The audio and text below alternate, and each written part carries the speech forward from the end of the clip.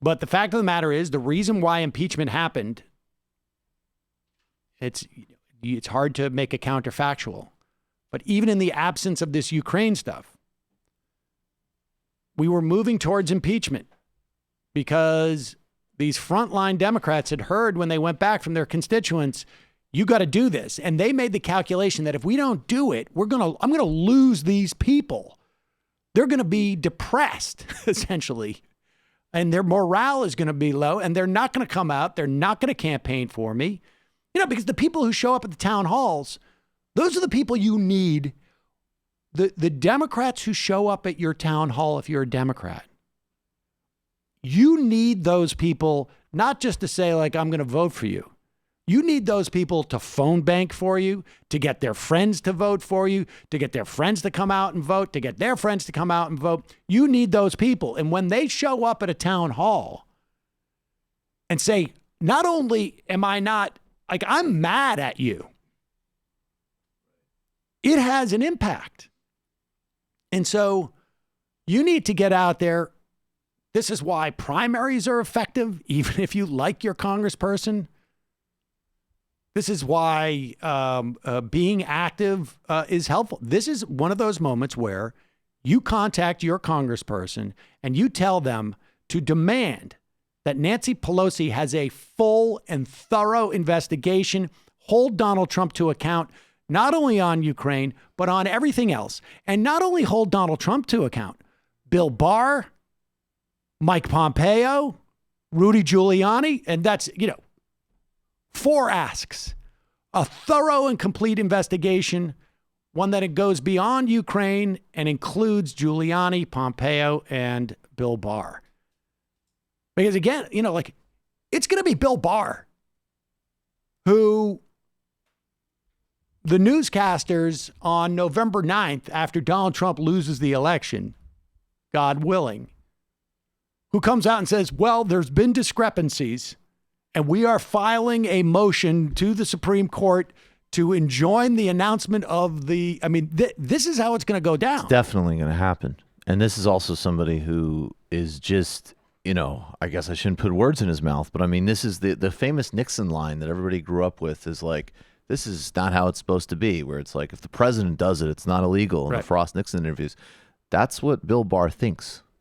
Clearly, even beyond Trump. I think this is true. Pure Dick Cheney unitary executive combined with being a consigliere for a lunatic criminal. And if Bill Barr's involvement in things like this is not described to the public, if the public does not have any education on who Bill Barr is, and they just think, oh, he's the attorney general, not he's the attorney general who quashed this whistleblower complaint.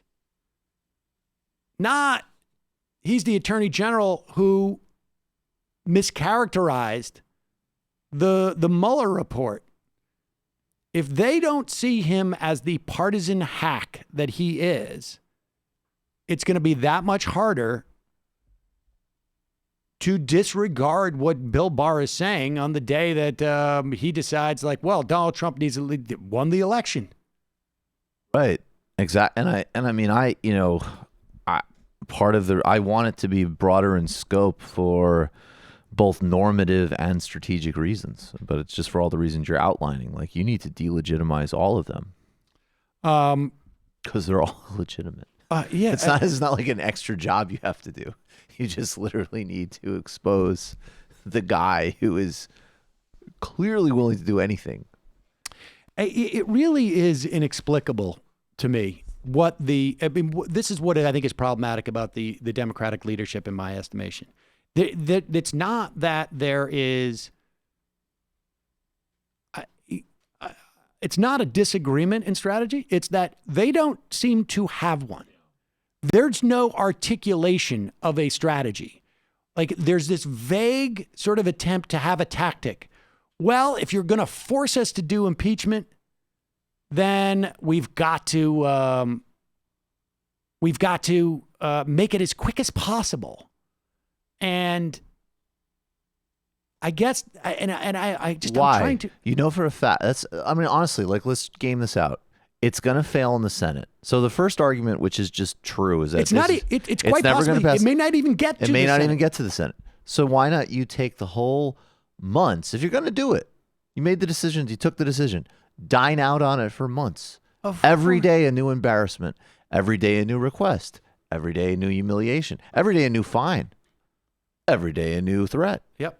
I mean, I don't understand. It's like I'm gonna hit a forehand and approach the net. I'm gonna stop at midcourt. Right. Exactly. That is. Yeah. People who play tennis. You're in no man's land. In other words, folks. That's the. I mean, that is like.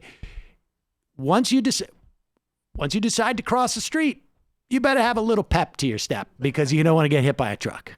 Yeah, no half measures. And it's just stunning. And so they're going to go on vacation. If you have the opportunity, drop by and make this a one of those like learning education. They're going on vacation. You make it one of those like Learning annex. learning vacations. What do you call those? Educational trips? I don't know. I don't know. Maybe I'm thinking of, You field bring them trip. over, Glove, exactly. and you tell them to learn. Honestly, it's just it's like there's some type of competition between Pelosi and Schumer. We're like, well, let me see if I can't do something that makes less sense. Well, how about this? You're doing impeachment hearings. I'm demanding an investigation of the coupon industry. Exactly. The irony is, of course, that Mitch McConnell's been holding up this cannabis bill. Yeah, I'll talk about it in the context of this, because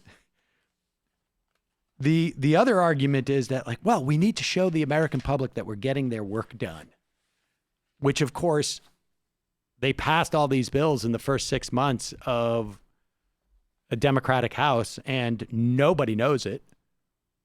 I can tell you right now, I do this professionally, and I can't tell you more than 4 or 5 of the bills. I have a question about that. Why can't the DNC put out an expenditure and lay out some consulting contracts, which they love to do, to just do like PSAs? Like, this is what your Democratic House has done in the last year. We passed this bill on voting rights. We passed this bill on this. We passed this bill on that. And do some national or targeted ads. Yeah, buy some ads on Why not? on lefty YouTube shows. I mean, honestly, like, But yeah, actually, that too. right? That too. Why not? They don't do it because I think on some level they realize, like, nobody really cares, and it. I mean, I imagine what it is it's an opportunity for all of the incumbents to go into the election saying, I voted for blankety blank. I voted for blankety blank.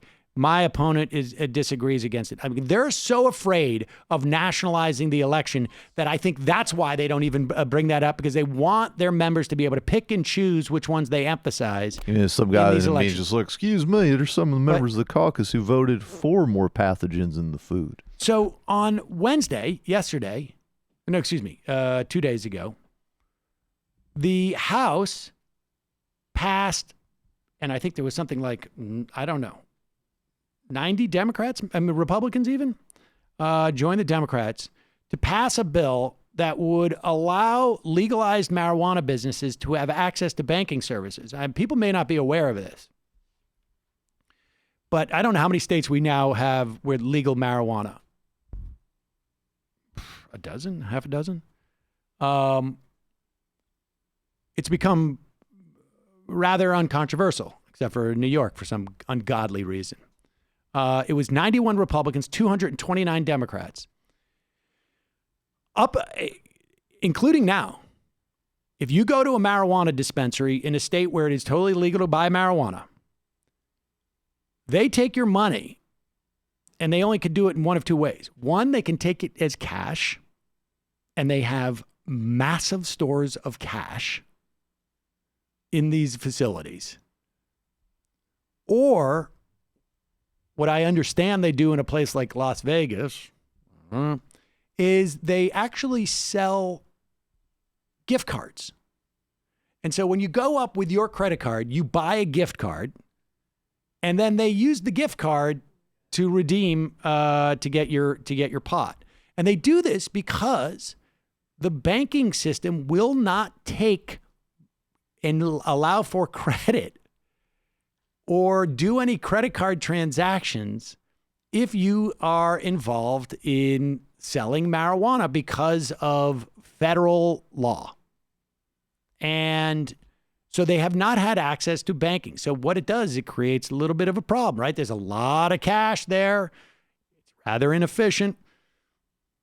And you have 229 Democrats, 91 Republicans on Wednesday voted for this cannabis banking bill. And it took months to get Republican support. Months. And I think there's two things that you can learn from this. One is that obviously the stuff, pot has no longer, it's lost all of its salience as a cultural issue for conservatives in this country. And two, that if impeachment is having any impact on the ability of lawmakers to make law, it is helping. Because everybody, I think, is scrambling to be like, I want to be doing something if I'm a Republican.